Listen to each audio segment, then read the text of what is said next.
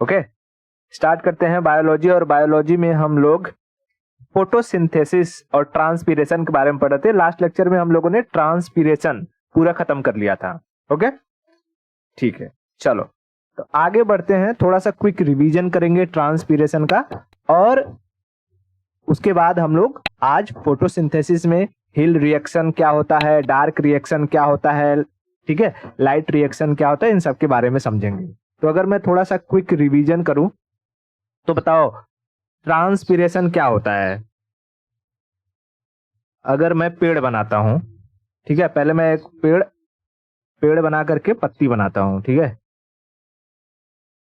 चलो ये हम मान लेते हैं पेड़ है, और पेड़ में मैं यहां पे एक पत्ती बना देता हूं। बताओ पत्तियों में ये जो होल मैं बना रहा हूं, ये होल को क्या कहते हैं, और ये जो डॉट डॉट मैं बना रहा हूं, इन डॉट डॉट को क्या कहते हैं। पत्तियों में होल को हम कहते हैं, क्या कहते हैं बताओ फटाफट। स्टोमेटा। और जो डॉट रहता है उसे हम क्या कहते हैं, क्लोरोप्लास्ट। बहुत बढ़िया, क्लोरोप्लास्ट, ठीक है, क्लोरोप्लास्ट। अच्छा एक बात बताओ, जो पेड़ पौधे होते हैं उनमें गैसों का एक्सचेंज किसके थ्रू होता है, स्टोमेटा के थ्रू या क्लोरोप्लास्ट के थ्रू। गैसों का एक्सचेंज यानी पेड़ पौधे सराउंडिंग से कार्बन डाइऑक्साइड को एब्जॉर्ब करते हैं और अपने अंदर से ऑक्सीजन को बाहर निकालते हैं। मैंने बताया था कुछ ऐसा, कार्बन डाइऑक्साइड को ये एब्जॉर्ब करते हैं, नीचे का एरो मतलब एब्जॉर्ब करते हैं, और ऑक्सीजन को बाहर निकालते हैं, ऑक्सीजन को बाहर निकालते हैं। तो किसके जरिए, स्टोमेटा के जरिए, स्टोमेटा के। अच्छा, पेड़ पौधे अपनी पत्तियां साल में 2 बार क्यों गिराते हैं। एक बताओ कि समर में क्यों गिराते हैं, और एक बताओ विंटर में क्यों गिराते हैं। Winter, summer. चलो समर में तो बहुत गर्मी होती है, तो गर्मी में उन्हें ज्यादा पानी की जरूरत पड़ेगी या हीट की, तो पानी की। इसलिए पत्तियां अगर गिरा देंगे तो स्टोमेटा कम हो जाएंगे और पानी कम से कम बाहर जाएगा, उनका पानी बचा रहेगा, है ना। ओके, तो गर्मी में पानी बचाने के लिए, और ठंडी में अपने शरीर की गर्मी बचाने के लिए वो पत्तियों को गिरा देते हैं। अच्छा बताओ पेड़ पौधों का खाना क्या होता है, भोजन, फूड क्या होता है। दाल चावल खाते हैं लोग, नहीं, ये खाते हैं कार्बोहाइड्रेट, C6H12O6, C6H12O6, है ना। ओके, लास्ट टाइम में क्या मैंने बताया था कि ये जो खाना होता है C6H12O6, ये ग्लूकोज का फॉर्मूला है, and glucose is the simplest form of carbohydrate, है ना। ओके, जब मैं न्यूट्रिशन वगैरह पढ़ा रहा था तब सब चीजें बहुत अच्छे से मैंने बताया था। ओके, अच्छा बताओ ये जो खाना बनता है इनका, ये जो C6H12O6 है, इसको बनाने के लिए किन किन चीजों की जरूरत पड़ेगी। क्या ये खाना कार्बनिक है, ऑफ कोर्स है, इसमें कार्बन दिखाई दे रहा है। जिस चीज में कार्बन दिखाई दे वो कार्बनिक है, जिसमें कार्बन दिखाई न दे वो अकार्बनिक है। देखो दो चीजें होती हैं, एक होती है कार्बनिक,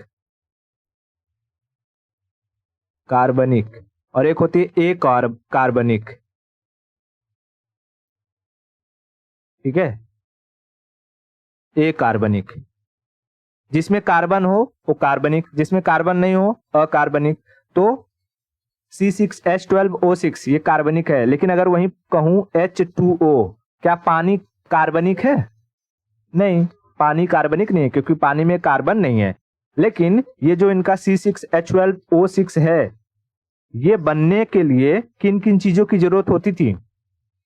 तो हमने कहा था कि भैया इनको चाहिए कार्बन डाइऑक्साइड, साथ में चाहिए पानी, साथ में चाहिए हीट, है ना, सूरज की गर्मी, हीट, और इन सबको मिलाएगा कौन, क्लोरोप्लास्ट, क्लोरोप्लास्ट। और उसके बाद जाकर के इनका खाना बनता है C6H12O6। अब देखो ये मैंने पूरा कंप्लीट फॉर्मूला नहीं लिखा है, मतलब कि केमिकल रिएक्शन जो है वो पूरा नहीं लिखा है। अगर मैं इसको व्यवस्थित रूप से इस केमिकल रिएक्शन को लिखूं व्यवस्थित रूप से, तो देखो क्या क्या लगता है। अब समझो, हाँ, क्या क्या लगता है। तो देखो, जैसे अगर मैं कहूं कि कितने कार्बन डाइऑक्साइड चाहिए, तो इसको चाहिए रहता है 6 कार्बन डाइऑक्साइड प्लस 12 H2O। उसके बाद आएगा हीट। जैसे हम लोग खाना बनाते तो गैस चाहिए रहता है कि नहीं चाहिए रहता है? चाहिए रहता है। तो वैसे हीट फिर इनको थाली का काम कौन करेगा या कढ़ाई का काम? क्लोरोप्लास्ट। अब उसके बाद जब ये सारी चीजें मिक्स होंगी तब ये मिलेगा, तो निकलेगा C6H12O6। उसके बाद साथ में 6 पानी, 6 मॉलिक्यूल ऑफ H2O पानी, और 6 ऑक्सीजन बाहर निकल जाएगा और पानी उनके अंदर ही रह जाएगा। तो ये इनका हो गया खाना, फूड, और ये हो गया इनका पानी, और ये हो गया हवा जो हमारे लिए ये लोग निकाल देते हैं। ठीक है। अभी इन सब चीजों को मैं एक्सप्लेन करूंगा कि देखो ये बैलेंस है कि नहीं है, इसको कैलकुलेट करके भी दिखाऊंगा। लेकिन हमने जो ट्रांसपीरेशन समझा था, कहीं उसमें कोई दिक्कत है क्या? पहले बताओ। नहीं। फोटोसिंथेसिस के लिए मैंने ये भी बता दिया था कि 3 तरीके की लाइट में पेड़ पौधे अपना फोटोसिंथेसिस कर सकती हैं। कौन कौन सा लाइट है, फटाफट बता दो। रेड, ब्लू और वायलेट। ठीक है, रेड, ब्लू और वायलेट, यानी लाल, नीला और बैगनी। अच्छा, चलो अब हम लोग फोटोसिंथेसिस की तरफ आगे बढ़ते हैं। देखो, फोटोसिंथेसिस में अगर हम आगे बढ़ें तो उसके पहले कुछ चीजें हमको समझनी पड़ेंगी कि जो फोटोसिंथेसिस होता है वो किसके थ्रू होगा। तो मैं पहले एक पत्ती बनाता हूं। ठीक है,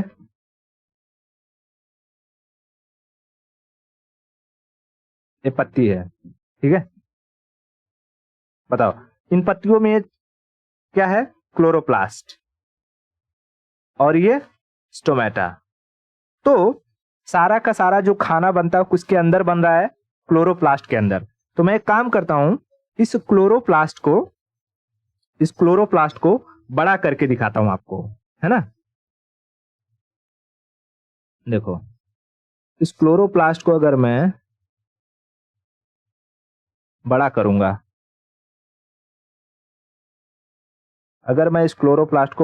गोला बनी नहीं रहा जी।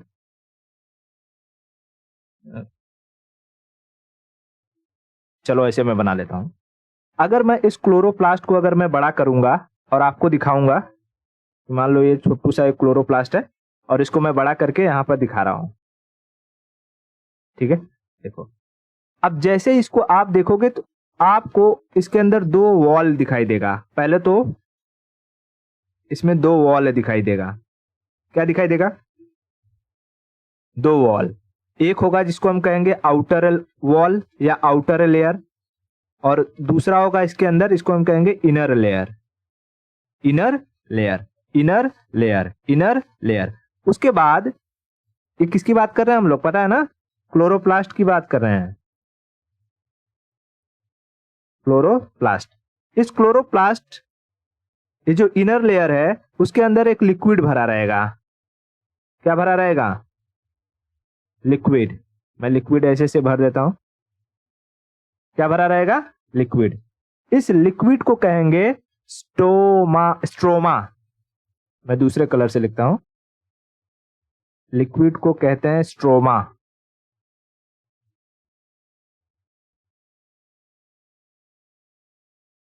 स्ट्रोमा क्या है? ये लिक्विड है। ठीक है, स्ट्रोमा लिक्विड है। अब इसी लिक्विड के अंदर हमें ना ऐसे सिलेंडर जैसे या प्लेट जैसी संरचनाएं देखने को मिलेंगी। क्या देखने को मिलेंगी? संरचनाएं प्लेट की तरह, चपटी चपटी। तो ये जो चपटी चपटी संरचनाएं होती हैं, इन एक संरचना को हम कहते हैं, एक प्लेट को हम कहेंगे थैलोकॉइड। क्या कहेंगे? थैलोकॉइड।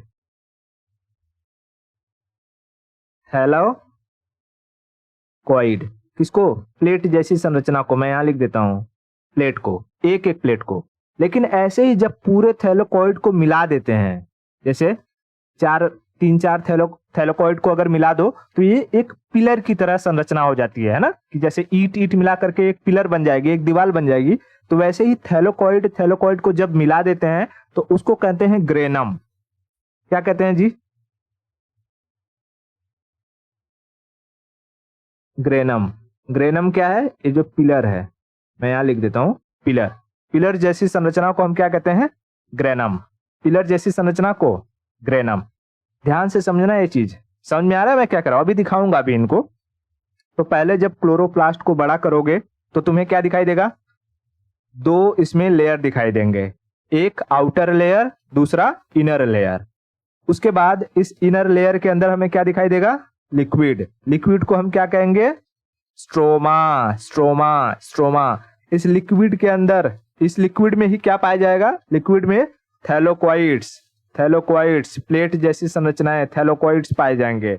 इन थैलोकॉइड्स को एक साथ अगर कर दिया जाए तो एक पिलर जैसी संरचना ले लेती है। उसका क्या नाम देते हैं जी? उसका नाम देते हैं ग्रेनम। ग्रेनम। ग्रेनम। देखो, अब किसी भी जो सेल होता है, सेल, उसके बाहर अगर लेयर पाई जाती है, आउटर लेयर, इनर लेयर, तो उसे हम कहते हैं मेम्ब्रेन। क्या कहते हैं? मेम्ब्रेन। मेम्ब्रेन मतलब झिल्ली। तो अगर पूछेगा कि क्लोरोप्लास्ट में कितने मेम्ब्रेन, तो 2 membrane, inner membrane, outer membrane. Inner membrane, outer membrane. Chloroplast के अंदर कौन सा लिक्विड? स्ट्रोमा। स्ट्रोमा। क्लोरोप्लास्ट के अंदर पाए जाने वाले प्लेट जैसी संरचना को क्या कहते हैं? थैलोकॉइड। थैलोकॉइड। थैलोकॉइड। थैलोकॉइड को अगर मिला दिया जाए 3-4 थैलोकॉइड को तो क्या बन जाएगा? ग्रेनम। ग्रेनम। ग्रेनम। समझ में आया इतनी? ओके। अब देखो, जब एक थैलोकॉइड को हम तोड़ेंगे ना, या उसके अंदर घुसेंगे, मैं यहां पर एक थैलोकॉइड ले लेता हूं।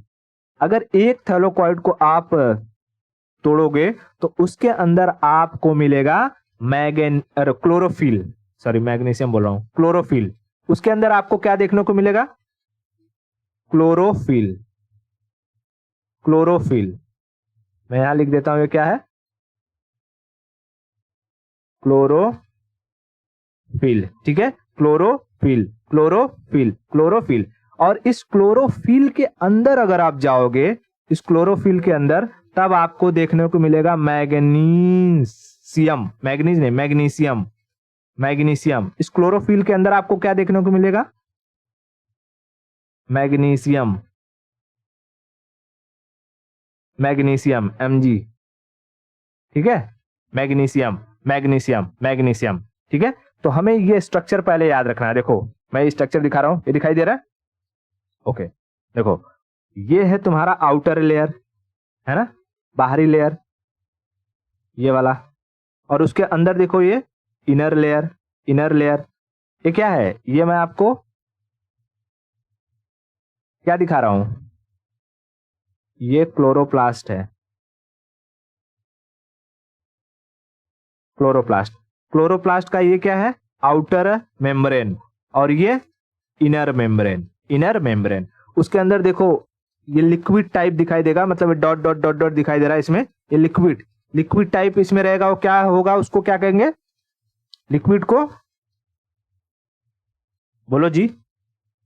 स्ट्रोमा। लिक्विड को क्या कहेंगे? स्ट्रोमा।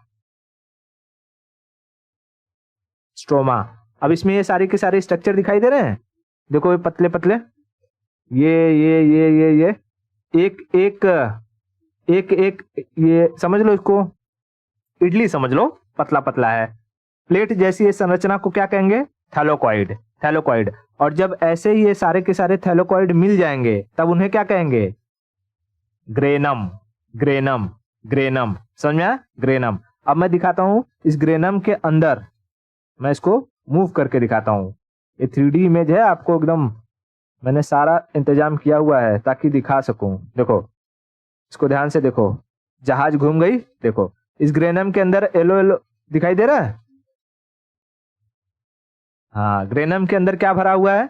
ग्रेनम के अंदर भरा हुआ है क्लोरोफिल। ग्रेनम के अंदर, ग्रेनम के अंदर भरा हुआ है क्लोरोफिल। मैं इधर ले लेता हूं थोड़ा सा। ग्रेनम के अंदर है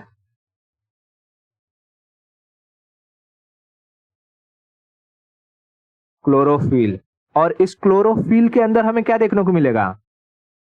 मैग्नीशियम। ठीक है, मैग्नीशियम। अब जैसे हमको पता है कि कोई भी मैग्नीशियम एक एलिमेंट है ना, जैसे हाइड्रोजन होता है, कार्बन होता है, ऑक्सीजन होता है, एलिमेंट है। तो इन सब के चारों तरफ उनके इलेक्ट्रॉन घूमते रहते हैं कि नहीं घूमते रहते हैं? घूमते रहते हैं, घूमते रहते हैं। वैसे ही मैग्नीशियम के अंदर भी इलेक्ट्रॉन्स होते हैं, उसके चारों तरफ इलेक्ट्रॉन्स, उसके मतलब मैग्नीशियम के जो चारों तरफ है इलेक्ट्रॉन्स घूमते रहते हैं, घूमते रहते हैं एलिमेंट के। अब जैसे ही धूप आती है या लाइट पड़ती है, तो लाइट में हमको पता है एनर्जी होती है, हमने फिजिक्स में पढ़ा है, E equal to h nu, है ना, एनर्जी है। ये न्यू क्या है? फ्रीक्वेंसी है लाइट की, एच प्लैंक कांस्टेंट है, E equal to h nu. तो इस एनर्जी के द्वारा, लाइट के इस एनर्जी के द्वारा, इस मैग्नीशियम के अंदर के जो इलेक्ट्रॉन है ना, इलेक्ट्रॉन, उन्हें एनर्जी मिल जाती है और वो एक्साइट हो जाते हैं। उसके बाद वो अपना काम करना शुरू करते हैं, वो बनाते हैं एनर्जी। ठीक है, जैसे आप दौड़ के आए बहुत, ठीक है, और आपको बहुत प्यास लगी हुई है, अचानक से आपको नींबू पानी मिल जाए या ग्लूकॉन डी मिल जाए, आपके अंदर एनर्जी आएगी और आप भागना और शुरू करोगे कि नहीं? वैसे ही जैसे ही प्रकाश आता है, पड़ता है, क्लोरोप्लास्ट से होता हुआ वो घुसता है क्लोरोफिल में। क्लोरोफिल के अंदर होता है मैग्नीशियम, और मैग्नीशियम के इलेक्ट्रॉन पे पड़ता है, उन्हें मिलती है एनर्जी और वो काम करना शुरू कर देते हैं। वो सबसे पहले लाइट पड़ा, ठीक है, लाइट पड़ते ही इलेक्ट्रॉन एक्साइट मोड में आ गए और अपना काम करना शुरू किए। तो एक रिएक्शन हुआ कि नहीं हुआ? हुआ। इस रिएक्शन की खोज जो करी थी वो हिल नामक विद्वान ने की थी, हिल नामक विद्वान ने। इसलिए इस रिएक्शन का नाम दिया गया हिल रिएक्शन। क्या नाम दिया गया? हिल रिएक्शन। अभी रिएक्शन मैंने बताया नहीं, जस्ट मैंने ग्लिम्स दिया कि अभी रिएक्शन में क्या क्या होगा उसके अंदर बताऊंगा। अभी समझो, लाइट पड़ी, क्लोरोफिल पहले क्लोरोप्लास्ट के अंदर होते हुए वो ग्रेनम से चला गया, होते हुए कहां पर? स्ट्रोमेट, क्या कहते हैं इसको, क्लोरोफिल से होते हुए वो मैग्नीशियम में, और मैग्नीशियम के अंदर जो इलेक्ट्रॉन है उसको एनर्जी दिया। तो इसकी खोज किसने करी? हिल नामक। क्योंकि ये जो रिएक्शन हो रहा है ये लाइट के आने से हो रहा है, इसलिए इस रिएक्शन को लाइट रिएक्शन भी कहते हैं। क्या कहते हैं? Light reaction. ठीक है, लाइट रिएक्शन। तो याद रखना, लाइट रिएक्शन और हिल रिएक्शन दोनों सेम है। लाइट रिएक्शन और हिल रिएक्शन दोनों सेम है। समझ में आया? लाइट रिएक्शन और हिल रिएक्शन दोनों क्या है? सेम है। आगे बढ़े। ओके, तो अब हम यहां समझते हैं पहले लाइट रिएक्शन, या इसी को क्या कहते हैं? हिल रिएक्शन। ठीक है, हिल रिएक्शन। इसको लाइट रिएक्शन क्यों कहते हैं? समझ में आ गया? क्योंकि it occurs in presence of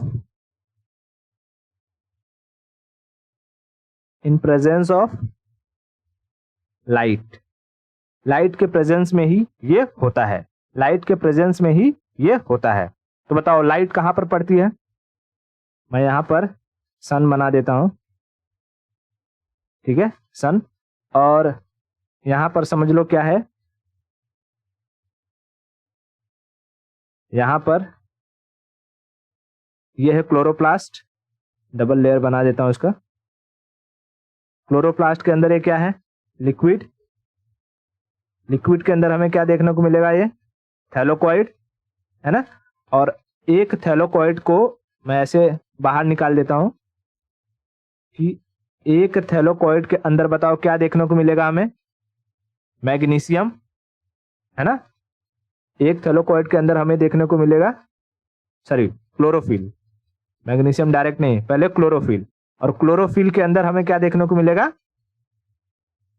magnesium. ठीक है, क्लोरोफिल के अंदर हमें मैग्नीशियम देखने को मिलेगा। तो मान लेते हैं ये मैग्नीशियम है और यहां मैग्नीशियम है और मैग्नीशियम के चारों तरफ जो इलेक्ट्रॉन्स है घूम रहे हैं। ठीक है, अब ये लाइट पड़ेगी इस इलेक्ट्रॉन्स पर, है ना, इस इलेक्ट्रॉन्स पर ये लाइट पड़ेगी और ये इलेक्ट्रॉन क्या करेंगे, एनर्जी बनाएंगे। तो सबसे पहले हमको पता है हमारे शरीर में जो एनर्जी बनती है उसे हम क्या कहते हैं, एटीपी, एडिनोसिन ट्राइफॉस्फेट। तो मैं यहां पर लिखता हूं ये इलेक्ट्रॉन, इलेक्ट्रॉन क्या बनाएगा सबसे पहले, एटीपी, इसको हम क्या कहते हैं, एडिनोसिन ट्राइफॉस्फेट, ये एनर्जी है, एडिनोसिन ट्राइफॉस्फेट, ट्राइफॉस्फेट। अब जैसे ही ये एनर्जी बना, अंदर एनर्जी आया, ठीक है, अंदर एनर्जी आया, अब इस एनर्जी के आते ही एक और चीज का निर्माण होता है, उसे हम कहते हैं NADP, इलेक्ट्रॉन ही करते हैं इसका निर्माण, इसको क्या कहते हैं, NADP।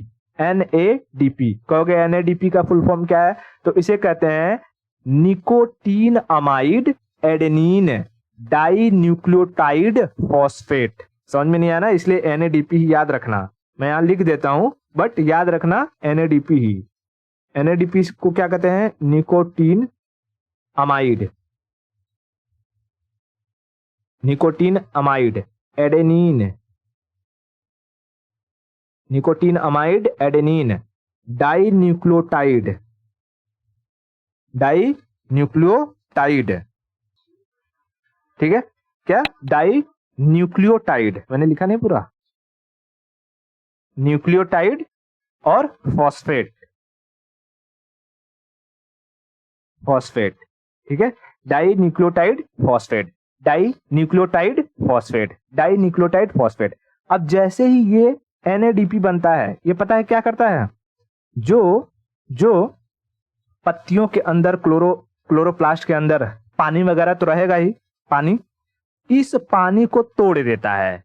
पानी को तोड़ने को हम कहते हैं हाइड्रोलिसिस, पानी के तोड़ने को हम क्या कहते हैं, पानी के टूटने को हम क्या कहते हैं, हाइड्रोलिसिस, हाइड्रोलिसिस। मतलब कि जो पानी होता है H2O वो टूट जाता है, किस में, H और O2 में, H और O2 में। ठीक है, H और O2 में टूट जाता है, H और O2 में टूट जाता है। तो पानी के टूटने को हम क्या कहते हैं, हम कहते हैं हाइड्रोलिसिस, हाइड्रोलिसिस। ठीक है, हाइड्रोलिसिस, हाइड्रोलिसिस। समझ में आया। तो इलेक्ट्रॉन क्या करता है, पहले ATP का निर्माण करेगा, ATP के साथ साथ NADP बनाएगा, और जैसे ही NADP यानी nicotine amide adenine di nucleotide phosphate, इतना बड़ा नाम नहीं बोलना है, सिर्फ याद रखना है NADP। NADP बनेगा, वो क्या करेगा, पानी को तोड़ेगा, हाइड्रोलिसिस, हाइड्रोलिसिस, हाइड्रोलिसिस। और यहां पर ये लाइट रिएक्शन कंप्लीट हो जाएगा। समझ में आया, यहां पर ये लाइट रिएक्शन कंप्लीट हो जाएगा। अब काम आता है ये जो लिक्विड दिखाई दे रहा था किसके अंदर, क्लोरोप्लास्ट के अंदर, क्लोरोप्लास्ट के अंदर, उसको क्या कहते थे, स्ट्रोमा। अब स्ट्रोमा का काम आएगा, क्योंकि अब रिएक्शन जो होगा वो होगा स्ट्रोमा के अंदर, स्ट्रोमा के अंदर। तो स्ट्रोमा के अंदर भी रिएक्शन होता है, इसकी खोज करी थी डार्क नामक विद्वान ने, इसलिए इस रिएक्शन को कहते हैं डार्क रिएक्शन। तो अभी हमारा दूसरा कौन सा रिएक्शन चालू होगा, दूसरा हमारा रिएक्शन चालू होगा, उसे हम कहेंगे डार्क रिएक्शन, डार्क रिएक्शन। ठीक है, dark reaction, dark reaction, dark reaction. इतना क्लियर हुआ, ओके, बहुत बढ़िया। देखो डार्क रिएक्शन के बारे में हम चलेंगे। तो अभी अंदर, किसके अंदर, ये जो थैलेकोइड्स थे, थैलेकोइड्स के अंदर ये सारा का सारा प्रोसेस पूरा हुआ, एटीपी बन गया, एनएडीपी बन गया और पानी टूट गया। तो जैसे ही पानी टूटता है, पानी में से जो हाइड्रोजन होता है वो चला जाता है एनएडीपी के साथ। पानी में से हाइड्रोजन कहाँ चला जाता है? एनएडीपी के साथ, और ये एनएडीपीएच बनाता है, एनएडीपीएच, और ये ऑक्सीजन, ये दोनों अब थैलेकोइड से निकल करके बाहर आएंगे। कहां पर? स्ट्रोमा के अंदर। कहां पर? स्ट्रोमा के अंदर। तो मैं एक काम करता हूं, ऐसे इसको बड़ा बनाता हूं, ठीक है। हाँ, देखो ये हो गया हमारा। यहां अंदर ये क्या है? ये है थैलेकोइड्स, ठीक है। कैसा बन रहा है जी? ठीक है, थैलेकोइड्स। मैं 2 ही लेयर बना रहा हूं, थैलेकोइड्स। बताओ ये लिक्विड क्या रहेगा? Stroma, stroma, stroma, stroma. अब बताओ थैलेकोइड्स के अंदर क्या क्या बना? एक बना था NADP, NADP, हाइड्रोजन इसके साथ आके मिल गया, तो मैं यहां पर लिख दूं NADPH हो गया, NADPH। और साथ ही साथ क्या आया था? ऑक्सीजन, ऑक्सीजन, ऑक्सीजन, ठीक है, ऑक्सीजन, ऑक्सीजन। अब जैसे ही ये यहां पर आएगा, कहां पर? इस स्ट्रोमा के अंदर। इसको मैं लिक्विड को क्या लिख दूं? लिक्विड का नाम क्या है? स्ट्रोमा, ठीक है। स्ट्रोमा के अंदर आएगा, स्ट्रोमा के अंदर आएगा, स्ट्रोमा के अंदर आएगा। यहां स्ट्रोमा में प्रेजेंट होता है RUDP। क्या प्रेजेंट होता है? RUDP, RUDP। अब कहोगे इसका फुल फॉर्म क्या है? तो इसको कहते हैं राइबुलोज डाइफॉस्फेट। इसका नाम नहीं याद रखना है आपको, सिर्फ मैं बता दे रहा हूं, राइबुलोज डाइफॉस्फेट, डाइफॉस्फेट, ठीक है। नाम याद नहीं रखना है। अब जैसे ही ये RUDP देखता है NADP को किसके साथ? हाइड्रोजन के साथ, हाइड्रोजन के साथ, और उसके साथ में देखो ये दोनों एक कॉम्बिनेशन बन गए, और प्लस साथ में ऑक्सीजन है। मतलब समझ लो एक हाथ से ये हाइड्रोजन को पकड़ के रखा है, अपने पास एकदम चिपका के रखा है, और एक रस्सी से बांध के रखा है ऑक्सीजन को। तो इसके साथ ऑक्सीजन को देख करके RUDP कहता है भाई मुझे भी एक संघाती चाहिए। संघाती मतलब साथ वाला चाहिए। तो कहता है अच्छा ऑक्सीजन ले लो। कहता नहीं मुझे ऑक्सीजन पसंद नहीं है। तो कहता है फिर? कहता मुझे कार्बन डाइऑक्साइड चाहिए। तो ये क्या करता है? बाहर से जितना जो कार्बन डाइऑक्साइड रहता है ना, बाहर पत्तियों के बाहर हवा में क्या रहेगा? Carbon dioxide. वो कार्बन डाइऑक्साइड को अपने अंदर बुला लेगा, खींच लेगा, अपने अंदर खींच लेगा। तो RUDP के साथ कौन आ जाएगा? Carbon dioxide. लेकिन भैया CO2, कार्बन डाइऑक्साइड जैसे ही आएगा यहां अंदर ना जगह कम पड़ने लगेगी, और ऑक्सीजन कहेगा ठीक है भाई अब मैं चलता हूं। और जैसे ही कार्बन डाइऑक्साइड अंदर आया, यहां से ऑक्सीजन जो इसके बंधन में था वो मुक्त हो गया और वो बाहर चला गया। तो जैसे ही कार्बन डाइऑक्साइड अंदर एंट्री मारेगा, ऑक्सीजन धकाधक बाहर एंट्री होने लगेगा। अब ये तो मैंने एक NADPH और ऑक्सीजन बना के आपको दिखाया रिएक्शन में। ऐसे ही लाखों करोड़ों की संख्या में होते हैं, है ना, लाखों करोड़ों की संख्या में होते हैं। तो एक पत्ती से ऐसे ही जब लाखों करोड़ों ऑक्सीजन के मॉलिक्यूल्स बाहर आएंगे, तो लाखों करोड़ों कार्बन डाइऑक्साइड के मॉलिक्यूल्स भी अंदर जाएंगे, अंदर जाएंगे, अंदर जाएंगे। समझ में आ रहा है मोटे मोटे तौर पे क्या हो रहा है? RUDP किसके साथ रहना चाहता है? कार्बन डाइऑक्साइड के साथ, कार्बन डाइऑक्साइड के साथ। तो ये कार्बन डाइऑक्साइड को कहां से बुलाता है?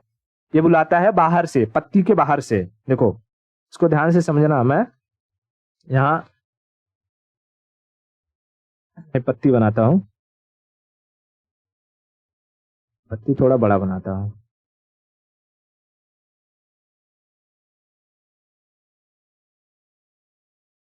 ठीक है, पत्ती ये क्या है? क्लोरोप्लास्ट, ठीक है, क्लोरोप्लास्ट। और यहां पर ये सारे के सारे छेद क्या है? ये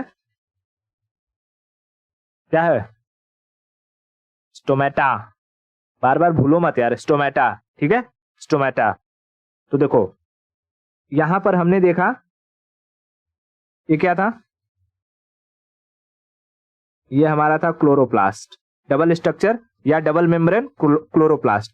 क्लोरोप्लास्ट के अंदर हमें क्या देखने को मिला, ये एक एक था थैलोकॉइड, थैलोकॉइड को मिला दिया तो क्या बन गया, ग्रेनम।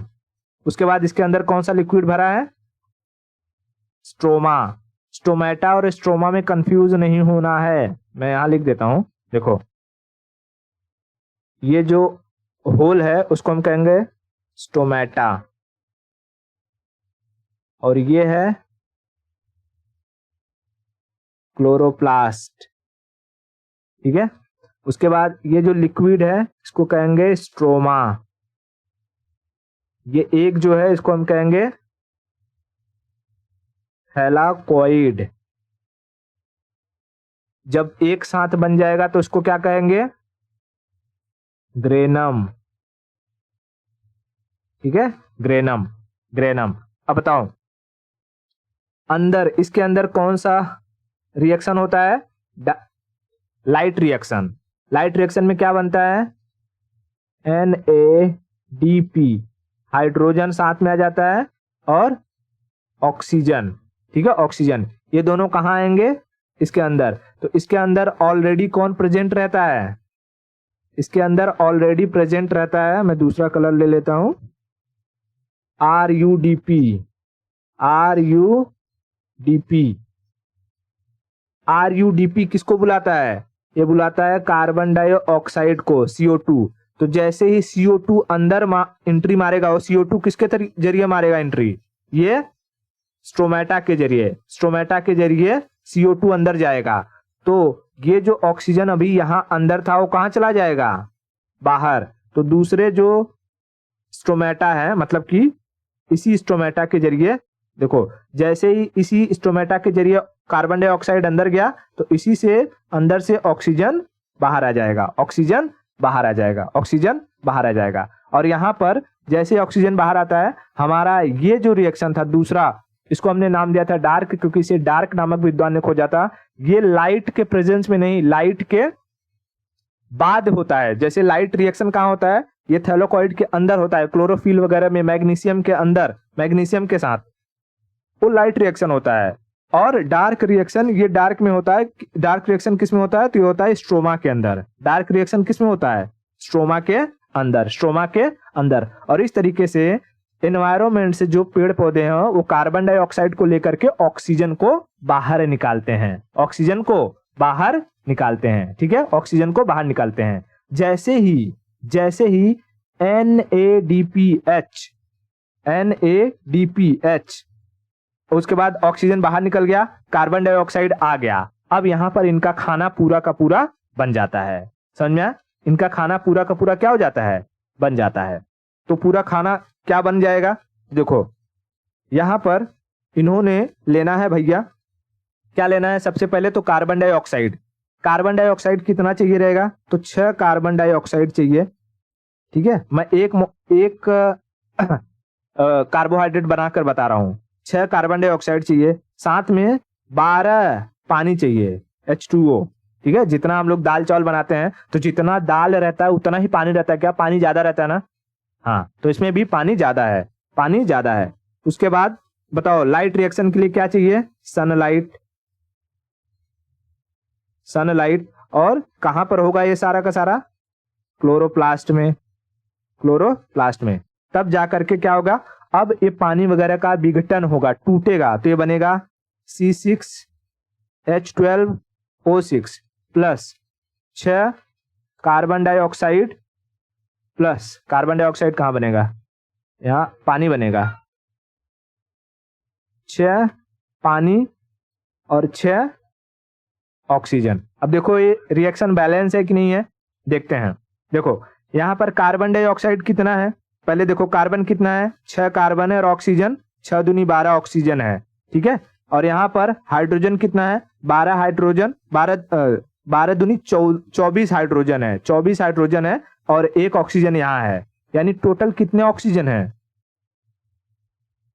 टोटल कितने ऑक्सीजन, 1 ऑक्सीजन कहां पर है, इसका मल्टीप्लिकेशन इसमें भी होगा, इसमें भी होगा। तो यहां पर 12 ऑक्सीजन यहाँ पर 12 ऑक्सीजन और यहाँ पर 6 दूनी 12, 24 ऑक्सीजन। मैं यहाँ लिख देता हूं, ऑक्सीजन की संख्या कितनी है? 24 ऑक्सीजन। देखो इस 6 का मल्टीप्लाई इसमें भी होगा, इसमें भी होगा, तो ये 6 दूनी 12 हो जाएगा, और ये 12 का मल्टीप्लाई इसमें भी होगा, इसमें भी होगा, है ना। देखो मैं अगर इसको यहाँ पर निकाल के बताऊं आपको, दूसरा पेज ले लूं, चलो मैं इस रिएक्शन को बैलेंस करके दिखाता हूं। जैसे ये क्या है, 6 कार्बन डाइऑक्साइड प्लस 12 H2O, क्या हम देगा हमें? C6H12O6 प्लस 6 H2O पानी प्लस 6 O2 ऑक्सीजन। अब देखो ध्यान से, ये जो 6 है, 6 का मल्टीप्लाई इसमें भी होगा, 6 का मल्टीप्लाई इसमें भी होगा, यानी इसको अगर हम तोड़ेंगे तो हमें क्या देगा पता है? देखो इसको मैं तोड़ू तो हमें देगा 6 कार्बन और 12 ऑक्सीजन। क्यों? क्योंकि 6 दूनी 12 ऑक्सीजन। इसी तरीके से इसको तोड़ेंगे तो यहाँ 12 का मल्टीप्लाई हाइड्रोजन में होगा, तो हाइड्रोजन 2 है, तो 12 दूनी 24 हाइड्रोजन, और यहाँ 12 का ऑक्सीजन में होगा, एक ही ऑक्सीजन, तो ये हो जाएगा 12 ऑक्सीजन। तो देखो टोटल ऑक्सीजन कितने हो गए? 12 यहाँ 12 यहाँ, 24 ऑक्सीजन, और हाइड्रोजन कितना? 24, और कार्बन कितना? 6। कार्बन कितना? 6। तो अब देखो ये लेफ्ट हैंड साइड समझ लो LHS, और यहाँ राइट हैंड साइड RHS में देखो काउंट करते हैं। पहले कार्बन देखते हैं, क्या 6 कार्बन है? तो C6 हमें मिल गया, 6 कार्बन हमारा हो गया। और कहीं कार्बन दिख रहा है? नहीं। उसके बाद हाइड्रोजन देखते हैं, हाइड्रोजन कितना है? 24। तो देखो यहाँ 12 हाइड्रोजन, 6 दूनी 12 यहाँ, तो 12 12 12 हाइड्रोजन यहाँ, 12 हाइड्रोजन यहाँ, 24 हाइड्रोजन, 12 भी कंप्लीट हो गया, तो हाइड्रोजन भी हो गया। उसके बाद ऑक्सीजन देखते हैं, ऑक्सीजन कितना है? 12 12 24 ऑक्सीजन। तो देखो यहाँ पर कितना है? 6 ऑक्सीजन, और यहाँ पर 6 ऑक्सीजन, तो यहाँ पर 12 ऑक्सीजन। देखो ये 6, ये 6 और ये 12 है, क्योंकि 6 दूनी 12 है, तो 12 ऑक्सीजन यहाँ, 6 ऑक्सीजन यहाँ, 6 ऑक्सीजन यहाँ, तो 12 12 24 24 ऑक्सीजन भी पूरे हो गए। यानी हमारा ये रिएक्शन बैलेंस है। और यहाँ पर हमको क्या मिल गया? पेड़ पौधों का खाना C6H12O6, उनका पानी, और ये ऑक्सीजन जो हमारे लिए है, इंसानों के लिए है, जानवरों के लिए है, वो बाहर निकल जाएगा, बाहर निकल जाएगा। इतना क्लियर हुआ? हिल रिएक्शन, डार्क रिएक्शन समझ में आया? ओके। अब अच्छा देखो यहाँ पर क्या पूछता है, कहेगा कि एक बात बताओ, अगर हमारे आसपास कार्बन डाइऑक्साइड की संख्या, मात्रा अगर ज्यादा रहेगी तो फोटोसिंथेसिस ज्यादा होगा या कम होगा? यानी पेड़ पौधे खाना ज्यादा बनाएंगे या कम बनाएंगे? तो ज्यादा बनाएंगे, क्योंकि जितना कार्बन डाइऑक्साइड रहेगा उतना ही खाना बनेगा। तो यहां पर हम कह सकते हैं जो फोटोसिंथेसिस है, फोटोसिंथेसिस यानी पेड़ पौधों का खाना, वो ज्यादा बनेगा, वो ज्यादा बनेगा। अच्छा बताओ, अगर आसपास में ना ह्यूमिडिटी, नमी हो जाए, नमी, इस चीज को याद रखना, ह्यूमिडिटी, अगर आसपास नमी ज्यादा हो जाती है तब जो फोटोसिंथेसिस है, मैं इसको फोटोसिंथेसिस को फोटो लिख रहा हूं, फोटोसिंथेसिस कम होता है, यानी खाना कम बनता है, खाना कम बनता है। क्यों? क्योंकि नमी जब होती है, नमी, तो देखो आसपास में क्या हो जाता है?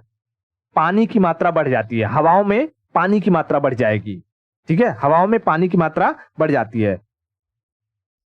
हेलो, आवाज जा रही है? ओके।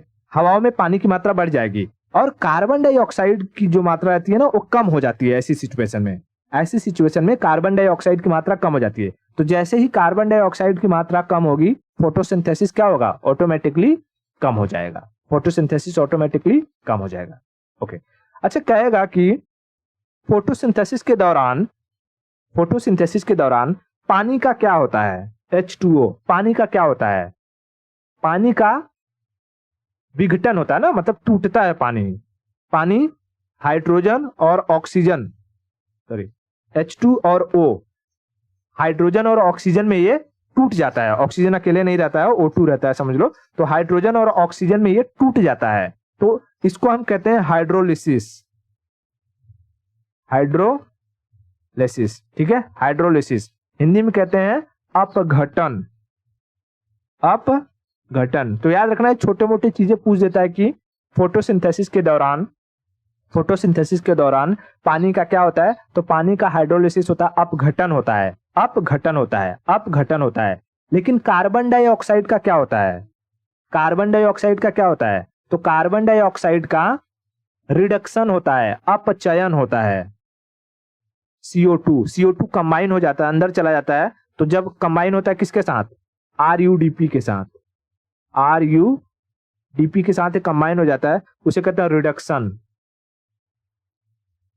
ठीक है, रिडक्शन यानी अपचयन होता है, अपचयन, अपचयन होता है।